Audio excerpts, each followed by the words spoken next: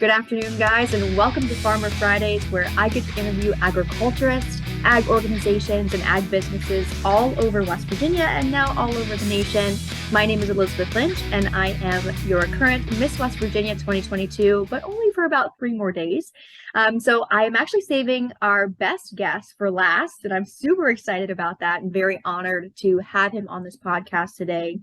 We have the president of the American Farm Bureau Foundation, Zippy Duvall. How are you this morning? I'm great, Liz. I thank you for asking me to be on the show with you today. I'm looking forward to it. Well, I really do appreciate you taking the time. I know you're super busy. You're always traveling, always on the road. I'm sure you're living out of a suitcase quite often. I do. It was interesting. If you want a real quick story, Monday Yeah. kind of set a record for me. I told someone I traveled on every mode of transportation besides a space shuttle, motorcycle, and a submarine because I started out with a horse and wagon.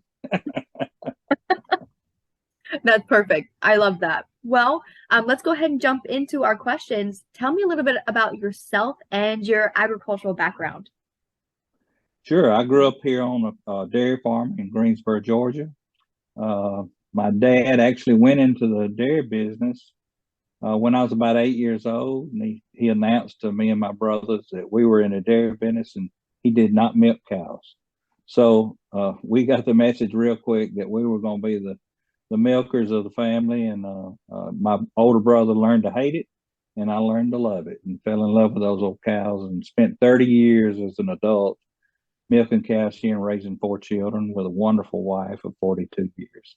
And in the 80s, when it was so bad, and I know a lot of people remember how bad agriculture was in the 80s, my wife and I were struggling really hard to keep everything going, keeping the farm, keeping everything paid. And we decided to diversify into poultry.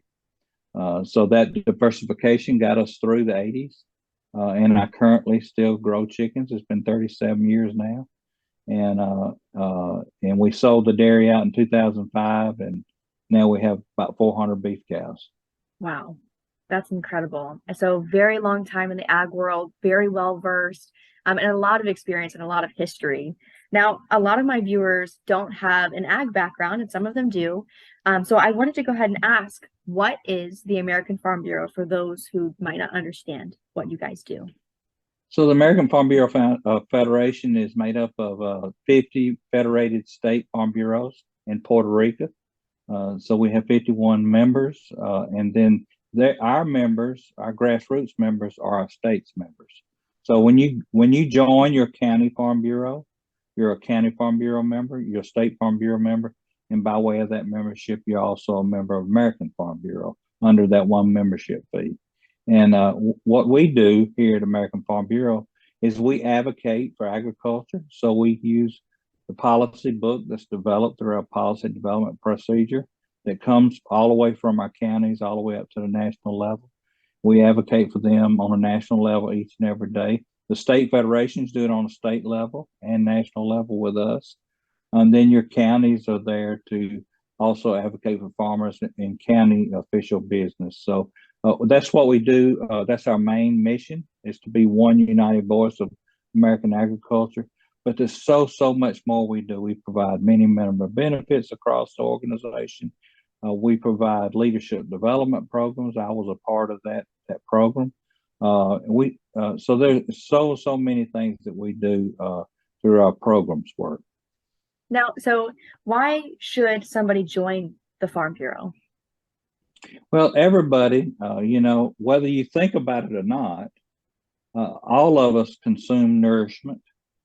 That nourishment comes from farmers and ranchers who either grow it or produce it in some way or fashion. And without agriculture, we could not sustain our life.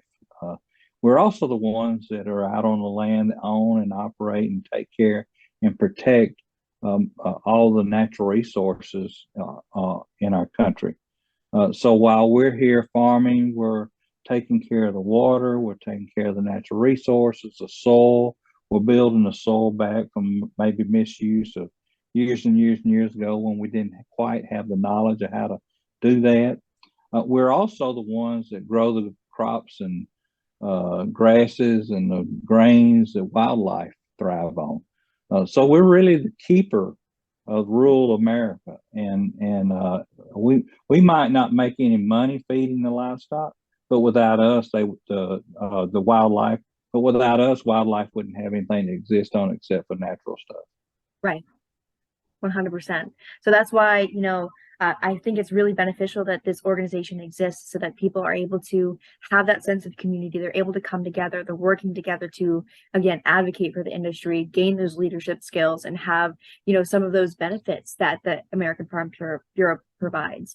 So you talked, and everyone should be interested in it. Not yeah, just farmers and ranchers. Farmers and ranchers want to have that one united voice, but any consumer out there that's consuming the products that we produce should know that keeping farmers and agriculture healthy and moving forward in the future so that we can continue to grow our production so that we can feed a growing population. And then there's another step, if you think about what does food really provide for our country, it really provides national security too. If we were dependent on a Russia or a China to feed us, they could bring us to our knees overnight by controlling our food supply. And as long as we can feed ourselves, that could never happen. right. No, actually, you just answered my next question, and that's what can the Farm Bureau do for the average consumer? So that's perfect. I love to try to bridge that gap between producers and consumers and make people understand that we're all working together for the exact same goal. And I would like to think that that's agricultural independence in America and increasing our product production moving forward so that we are able to feed people and be sustainable within America as a whole. So I wanted to go into your actual rise to presidency in the American Farm Bureau. That definitely didn't happen overnight. So how did you decide first that this organization was right for you? Well, I remember as a very young man, before I even married, being at my mother and dad's breakfast table, already had purchased the farm and was trying to pay all the bills and deal with all the regulations. And at that breakfast table, I often would complain about the regulation. I'd complain about milk price. I'd complain about not having enough labor, all the things that we deal with in agriculture. And my daddy, who was very wise, instructed me. He said, "Well, son, if you're gonna worry about those things, if you want to make a difference in those areas, you got to get outside your fence rows, and you got to make sure that you budget your time within your work, your family, your faith, and be able to still spend time outside your fence rows." He took me to a Farm Bureau meeting, introduced me to a great organization where I could join with other farmers to make our voice loud and clear under one united voice. And that's how I got introduced to Farm Bureau, outside of my father, my grandfather, all the Farm Bureau people too. But I really didn't really understand the importance of it until I became an adult and was paying the bills from the farm myself. Right. And I think that's kind of important that we are introducing the young generation to Farm Bureau, so that they're able to start understanding why they should get involved and then how it can be very beneficial for them later on down the line. So that's how you got started. But I guess what led you into your presidency now? Yeah. So, as in that starting through the Young Farmer Program, our leadership development program, I got invited to go to Washington for the first time with 30 other young farmers and their husbands or wives, whichever one it was. And sitting in that on the Hill in Congress with across the table from my senators or my congressmen, and them really being interested in what I had to say, really made that connection of how necessary this organization really was. And as I continued to volunteer my time, whether it be on a commodity committee, whatever it might be, for many, many years after I served on young farmer committees, I was offered, I had the opportunity to run for a position on the board of directors of Georgia.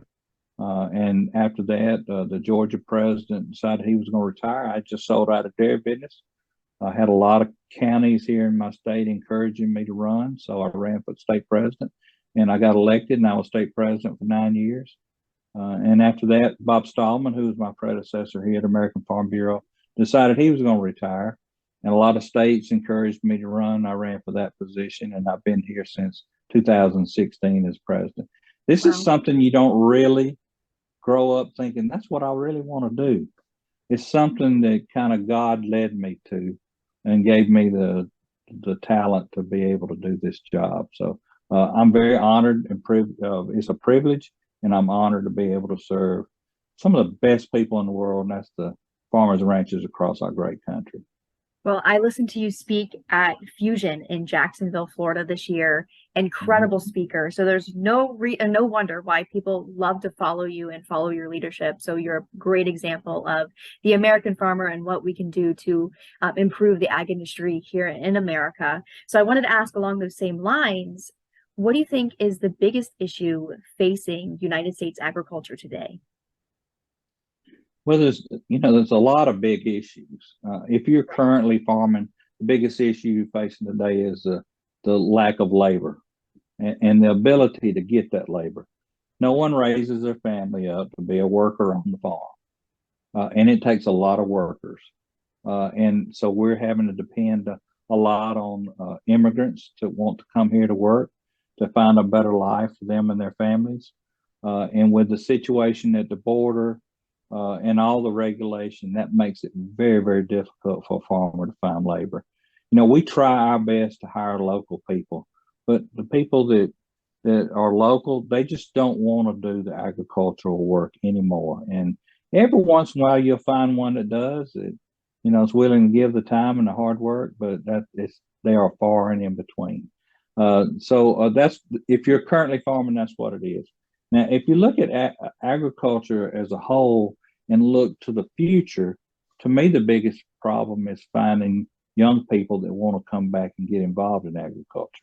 Now, there's many reasons why they wouldn't want to do it. There's a lot of people would love to farm, but the lack of the difficulty of getting credit, the availability of land, and all the regulations around it prevents them from having that opportunity.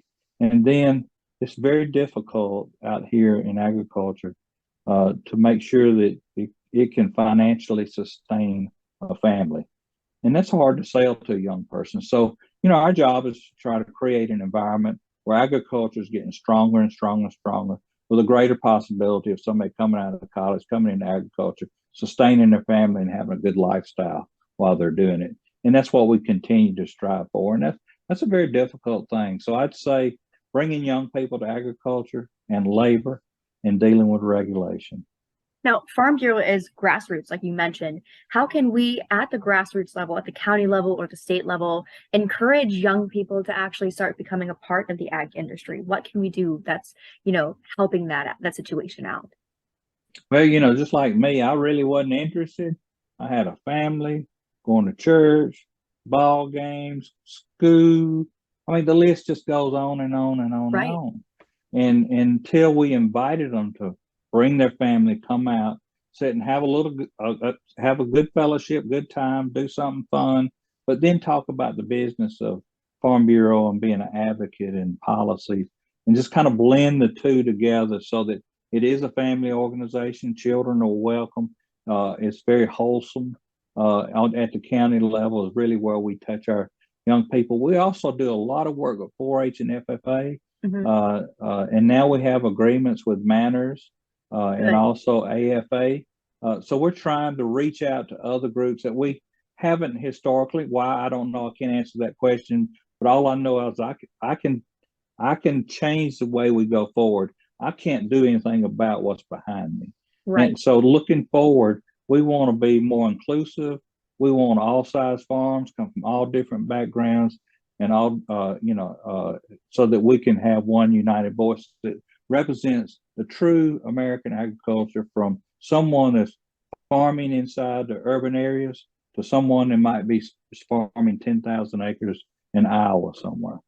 And that's incredible because you already touched on my next question again. And that's, you actually mentioned the connection with manners. You could mention the ability to bring all people in. So my question was, how can Farm Bureau promote diversity, equity, and inclusion within the organization and on the farm?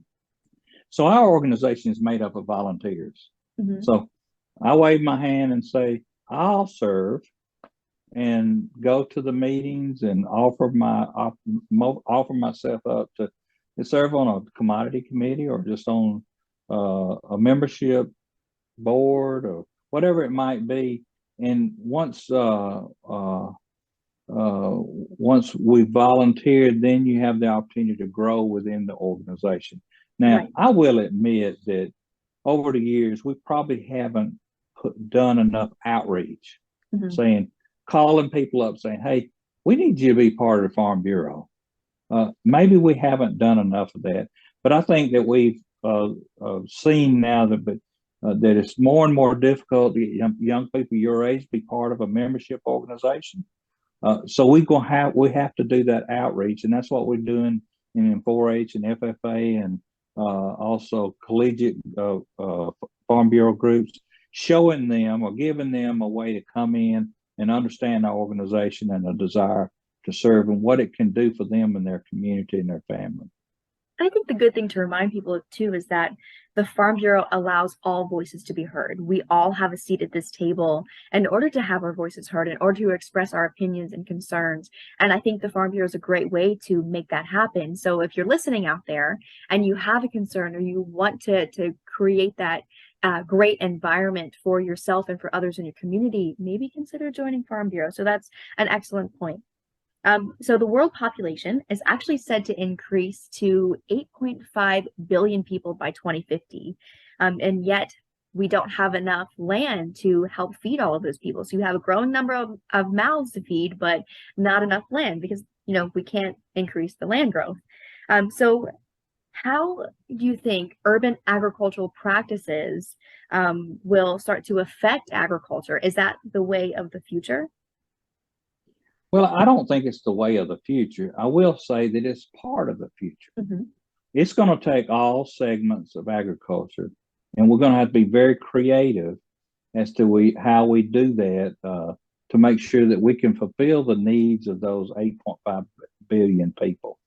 And I think urban agriculture plays a role, if not in massive production, because it will never mass produce anything like we can out in rural America, but it also produces an awareness opportunity for people in those communities to really understand where their farm food comes from and have a different appreciation for it. And Right. I think they're very, very valuable in food deserts. You might could have urban agriculture that really does provide fruit and vegetables for people that don't have access to it anywhere else. So, and to see that the Farm Bill through the nutrition program makes some of that stuff available to people that really need it. And that's how we interact. We kind of cross over to the consumer and why we're important. We're always, Farm Bill is a great example, promoting nutrition. We're also promoting programs that provide risk management tools for farmers, which assures that we have the food that the nutrition programs can use for the people that need it. So if you're out there and you're in a difficult time in your life, you're not a farmer, but you're having to take advantage of some of those nutrition programs, I hope that you understand that, we at Farm Bureau are helping make sure that that happens and that it's there available, not just in food, but in policy, saying nutrition programs are a safety net for people that are going through a bad time in their life and need a hand up.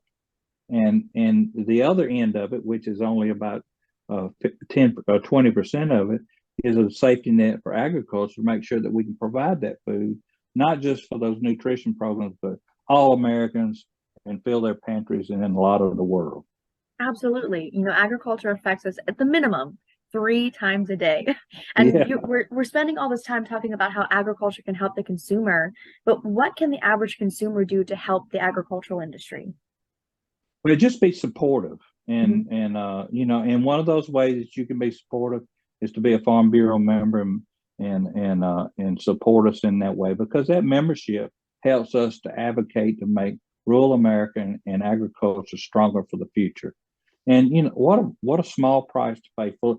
In most states, less than the cost of taking your family to McDonald's one time, you Mhm. could help support agriculture in the future that grows the food, protects natural resources, and provides national security for our country. And that's the important, very important thing. And we know a lot of people probably couldn't afford those extra dollars, but there's a lot of people that can, and we ought to all be part of this organization so that we can protect our nation and protect our food system for everyone. Absolutely. Absolutely. Now, what can we as agriculturists do to better advocate for this industry? You get the best way someone in this industry is be part of Farm Bureau, be part of the process, be engaged. We not only build our policy from the ground up. I mean, if a farmer's standing in the barn and he thinks about an issue he's going through and he realizes our policy is not quite right, help get it where it needs to be, he goes to a county farm bureau and helps develop a resolution that goes through the process. That might end up being a national policy book that we promote in Washington, D.C. And then, of course, being aware of what's going on in policy. We do what we call a market intel. It's on our website, American Farm Bureau website, that gives you a really brief, thorough snapshot of every issue we're facing and where our policy is, whether it be ocean shipping, or whether it be waters of the U.S., or whether it be just the economy at this day and time, or Prop 12. I mean, the list goes on and on and on through those market intels that people can be aware and make sure that they're offering their assistance to be engaged. The other thing is, a lot of people don't really realize this, is that the people that represent them in Washington or at their state government or at their county government have absolutely no idea how their food got where it is. They don't understand agriculture. They don't understand us. And opening up our farms to allow people to come in and visit and explain to them. I'm not talking about agritourism. I'm talking about calling your county commissioner and say, come spend an hour with me, or calling your congressman and say, send your staffers out to my farm. Let me tell you how the Farm Bill has sustained my farm in the past. And then, of course, being engaged as far as sending emails, going to town hall meetings, just being present to make sure that the voice that our policymakers hear is coming straight from a farmer or rancher that's actually experiencing the difficulties and the wins in agriculture each and every day. Absolutely. I preach this all the time. Knowing is half the battle. And if you're interested in the ag world, you have questions about where your food is coming from, go directly to the source. Go talk to your farmers. Don't hesitate to give them a call and ask them, hey, what's going on? Or I read this. Is this correct? So getting it from the experts or the people who have the boots on the ground, I think that's a very crucial thing. And that's actually why I started this podcast, is to just get more information out there. And I'm sure I could sit here and talk to you for another hour because I love listening to you speak. I love your stories. And I really do appreciate you sharing your stories and taking your time to do this with me today. But I have one more question, and it's my favorite thing. I ask everybody who comes on the podcast.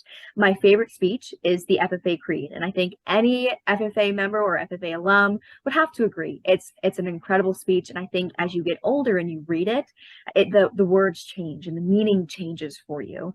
So I wanted to ask you, why do you believe in the future of agriculture?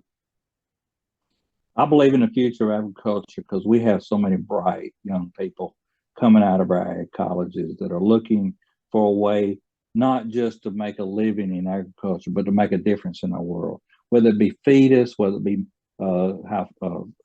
through medicines that might be developed through products that we grow on the farm, whatever that might be, technology, whether it be through technology that we hold in our hand, or something that may be working our tractor to help us do something more efficiently. There are so many opportunities there, and the young people and their bright minds really make me think positive about the future. And then the other thing is, we need to be able to be productive on our farms, and we have to be efficient, because you said it earlier, we're not making any more land, and a lot of our farmland is being taken away from us for multiple reasons, whether it be green energy and windmills or solar farms to subdivisions.